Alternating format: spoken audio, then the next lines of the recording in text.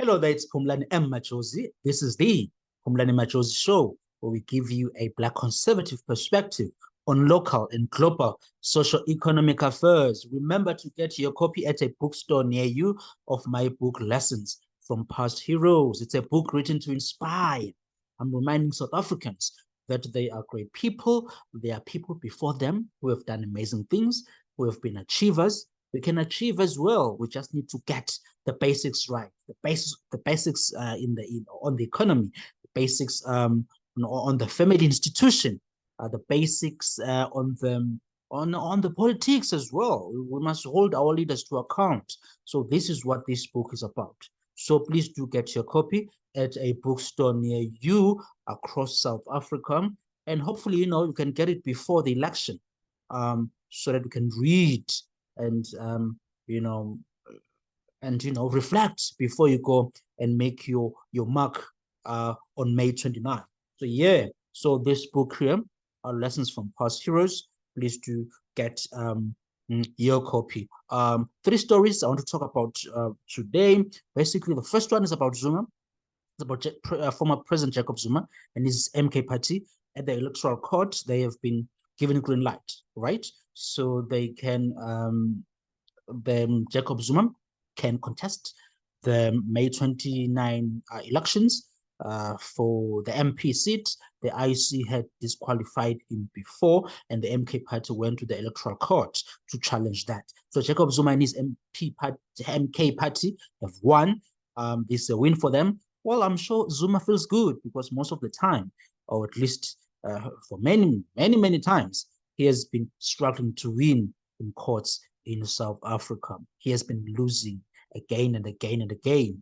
So I'm sure now here he is very happy. He will sleep smiling tonight. He has said when he was ousted back in 2018, he had not finished his business. That's what he has said, and that he wants to come back and finish his business. His party back in 2018 ousted him, removed him from power, from the presidency, and also from the from the presidency. So he and then had to move on. Well, he's making a comeback now, and it's a strong comeback because the MK Party is really popular in KwaZulu-Natal, Jacob Zuma's home province, and my home province as well. So we shall see how it does there. MK Party is a serious threat to the ANC. The ANC is seriously concerned about the MK Party, no doubt. It's going to change dynamics, especially when it comes to the ANC's support in this election. So that's why they are fighting very hard, that they weaken the MK Party. And look, I said remember in episode 10 of this past week, what I said to you was that whether Zuma would win this or not, or he has won at the Electoral Court, whether he was in the ballot box or not, the whole thing, the MK Party was going to be really a negative for the ANC, even if Jacob Zuma wasn't going to appear at the ballot, right, or on the ballot. It was going to be negative for the ANC because he has really galvanized people, especially in his home province, Natal, KwaZulu-Natal, to say, don't vote for the ANC.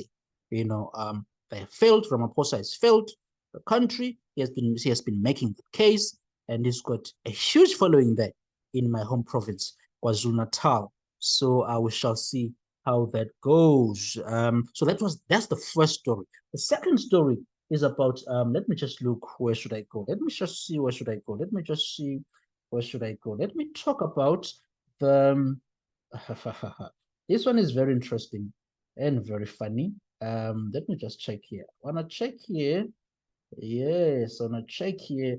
The Judicial Service Commission has been conducting interviews. They want to fill vacancies in a number of courts, including the Constitutional Court, the highest court in the land. There is one vacancy there. They need to fill up. And so the JSC, the Judicial Service Commission, has been interviewing people who will likely be selected to be the judges.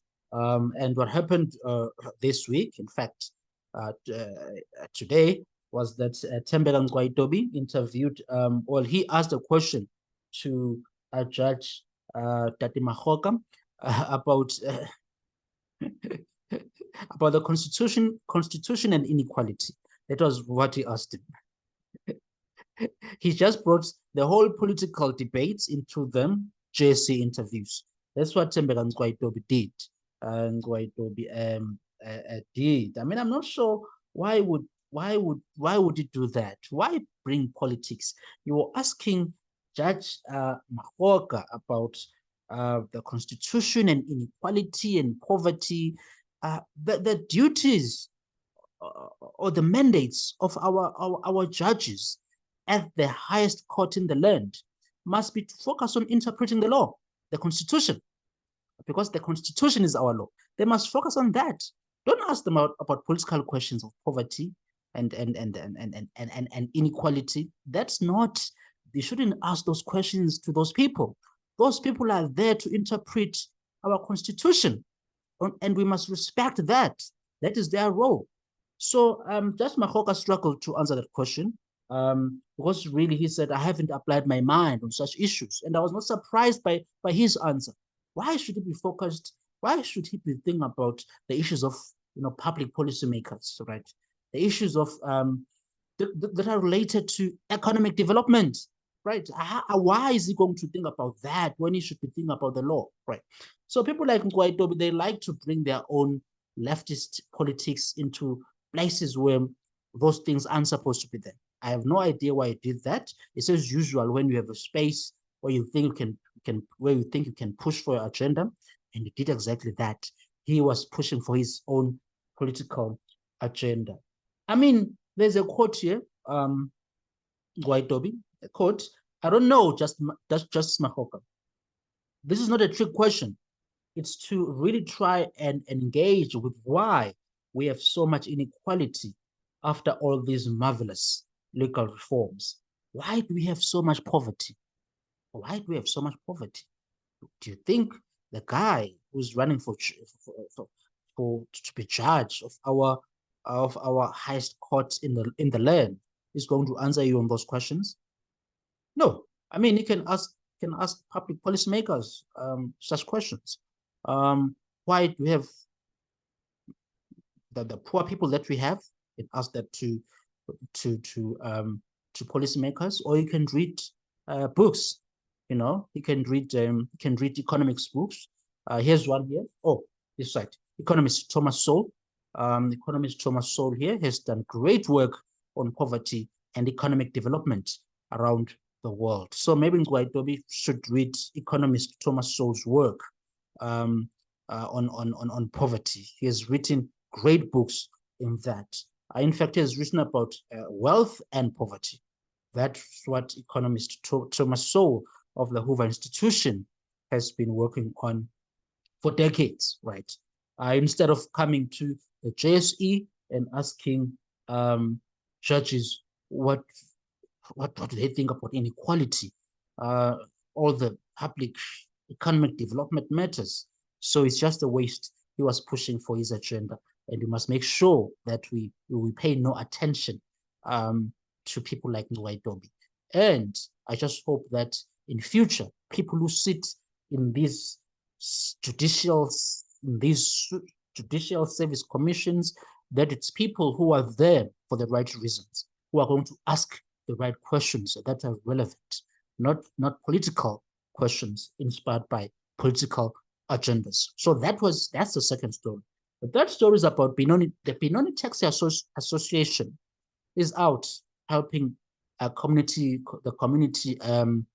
police to fight crime in Benoni. I think that deserves we need to commend the Benoni Taxi Association as private citizens to stand up and say, we are going to be involved in trying to fight crime, right? Crime is a serious problem in the country. We all do know that. I've spoken about it in one of my episodes, on this show.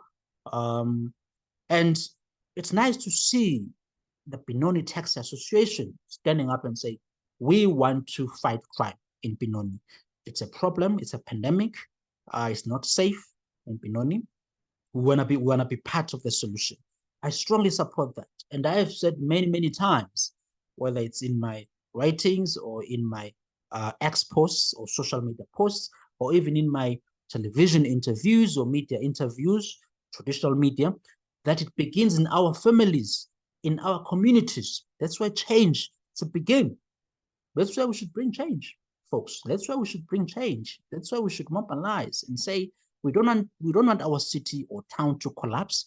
We don't want people to litter. We want it to be safe. We don't want crime. Let's hold our leaders to account. That's where it begins, folks. That's where it begins. It begins in communities. So I urge other communities as well, or in other taxi associations, to learn from the Benoni Taxi Association as it stands up to really say we are tired of crime. We are going to fight criminals and be involved in the fight against crime. Those are the communities we need in the country. The more of those communities in South Africa, the better. Remember, I am my website is phumlanimajosi.com. I'm also on X at Phumlani M Majosi. I'm also on Facebook, Phumlani M Majosi. I have a Facebook page there. I'm also on LinkedIn as well for professionals who want to follow me and keep up with my work when it comes to economics and politics. I'm also on Instagram at Phumlani M Majosi. I hope you will follow me there. I do my postings when it comes to the things that I am busy with. I hope you are having a great week. We'll chat soon.